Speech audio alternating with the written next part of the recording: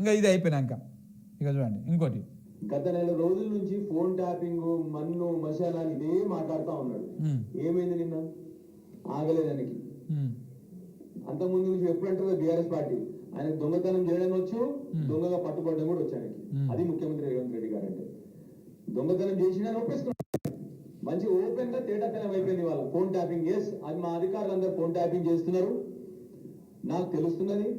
ఎందుకు లీక్ అవ్వాల్సి వచ్చింది ఆయన? ఎందుకంటే ఆయన సొంత మంత్రి ఆయన మీద తిరగబడ్డారు. ఏమని తిరగబడ్డారు? నువ్వు మా ఫోన్లు కూడా ట్యాపింగ్ చేస్తున్నావు అని. అది సో కాబట్టి తన దానికి వచ్చింది కాబట్టి ఇప్పుడు తిరగబడ్డాడు. తిరగబడమే కాదు, తన దానికి వచ్చింది కాబట్టి ఇప్పుడు ఫోన్లు ట్యాప్ చేయడం తప్పేం కాదు అని చెప్పేసి కూడా చెప్పుకున్నాడు. Of the record, on record చెప్తే ఇజ్జతి పోతుంది, సిగ్గి పోతుంది అని చెప్పేసి ఈ ప్రెస్ మీట్ అయిపోయిన తర్వాత మళ్ళీ ఇంట్లో కూర్చోబెట్టి అందరికి ఛాయలు సమోసాలు ఇచ్చి రిపోర్టర్లకి ఫోన్ ట్యాపింగ్ చేసుకోవచ్చు, ఏం కాదు, మనం చేస్తే సంసారం, బీఆర్ఎస్ ఓడి చేస్తే ఏ విచారం, తప్పు అవుతుంది, అది ఇది మంచిదే, ఏం కాదు, చేసుకోవచ్చు అని చెప్పిండు. దాంతో ఏమైపోయా ఉన్నది వా అన్ని వా ఇజ్జతి వా.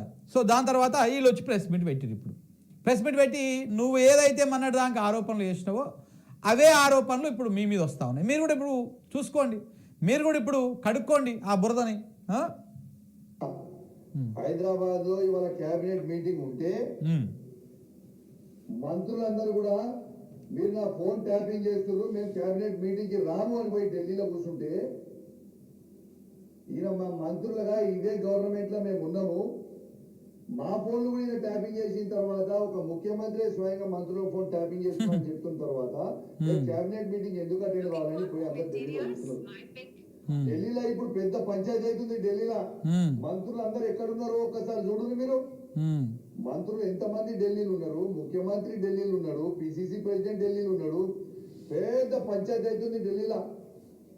ఆ పంచాయతీ అంటే వీళ్ళ పర్సనల్ పంచాయతీ కోసం ఇలా హైదరాబాద్ లో క్యాబినెట్ మీటింగ్ అనేది క్యాన్సల్, రద్దు చేసుకున్నారు, పోస్ట్పోన్. అది సో ముఖ్యమంత్రి ఢిల్లీకి వెళ్ళొచ్చినా కానీ మంత్రులందరూ ఢిల్లీలోనే ఉన్నారు. ఉత్తమ్ కుమార్ ఢిల్లీలోనే ఉన్నాడు, పొన్నం ప్రభాకర్ ఢిల్లీలో ఉన్నాడు, చాలామంది ఢిల్లీలోనే ఉన్నారు. నిన్న వాళ్ళందరూ ఎందుకున్నారు అంటే ఇగో ఈయన మా ఫోన్లు ట్యాప్ చేస్తున్నాడు రేవంత్ రెడ్డి, ఆయన మీద మీరు చర్యలు తీసుకోవాలి, ఆయన ముఖ్యమంత్రికి వెళ్ళి దింపుతారా లేకపోతే ఆయన మీద ఆయన కట్టడి చేస్తారా, మీరు ఎవరినైతే దూతగా పంపించారో మీనాక్షి నటరాజన్ ఫోన్ కూడా ట్యాప్ చేస్తున్నాడు ఆయన అని చెప్పేసి ఆరోపణలు చేస్తూ ఉన్నారు. ఇంకా ఇది అయిపోయింది. ఇంకా నెక్స్ట్ అంటే ఆ మంత్రులే కాకుండా కాంగ్రెస్ పార్టీ ఇన్ఛార్జ్ పాపం ఆ అమ్మాయి చాలా అమాయకురాలట, మన సిన్సియర్ లేడీ అని చెప్పి అందరూ మాట్లాడుతుంటారు బయట. నేను కలవలేదు కానీ విన్నా ఆమె గురించి.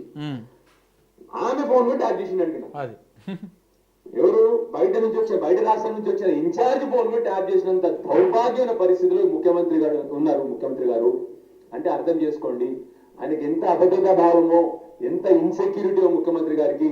మీనాక్షి నటరాజన్ గారి ఫోన్ కూడా ట్యాప్ చేశారు. నెక్స్ట్ నా సతీమణి ఫోన్ ది కూడా రేవంత్ రెడ్డి గారు ఫోన్ హ్యాక్ చేస్తా ఉన్నారు. దీనికి ఎవిడెన్స్ గా ఎట్లా చెప్తా ఉన్నానంటే అది కూడా మీ అందరు కూడా తెలవాలని చెప్పి చెప్తా ఉన్నాను.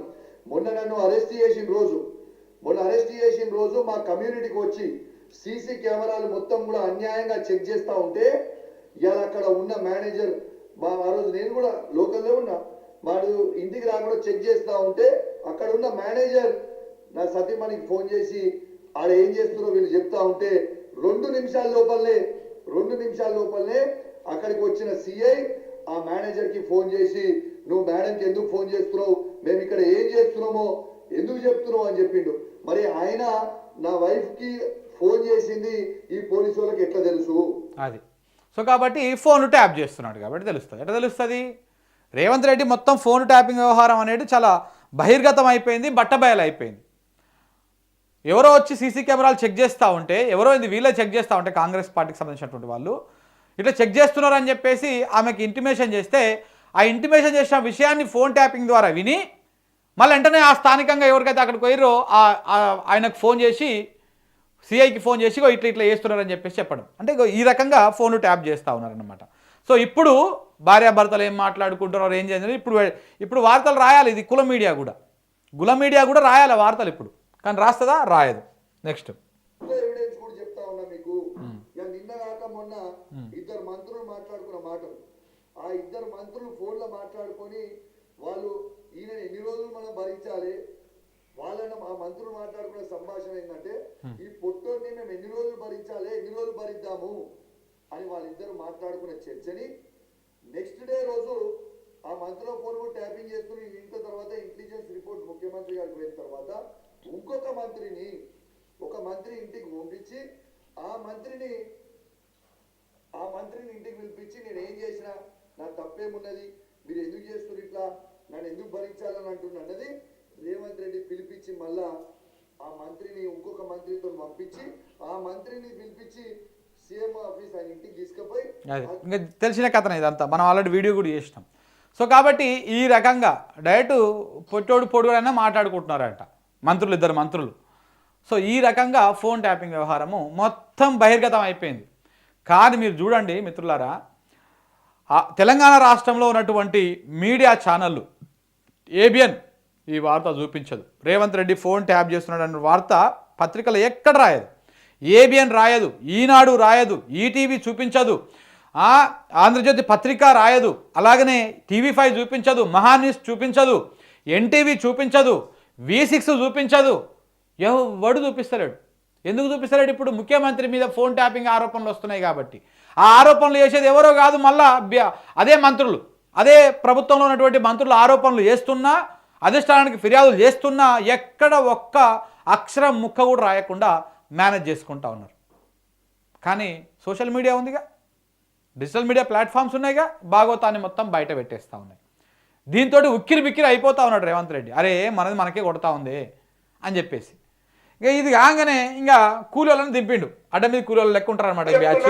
ఇక ఈయన బల్మూరి వెంకటు, సోటా మోటా నాయకులు అందరూ, కాంగ్రెస్ నాయకులు అందరిగా దిగిరు అనమాట. దిగి ఫోన్ ట్యాపింగ్ మీద నువ్వు ఎట్టా మాట్లాడతావు, మా ముఖ్యమంత్రి మీద ఎట్లా ఆరోపణలు చేస్తావు, మొన్నటిదాకా మీరు చేసింది ఏంటిది, ఒకసారి నేను ఏం మాట్లాడింది చూద్దాం.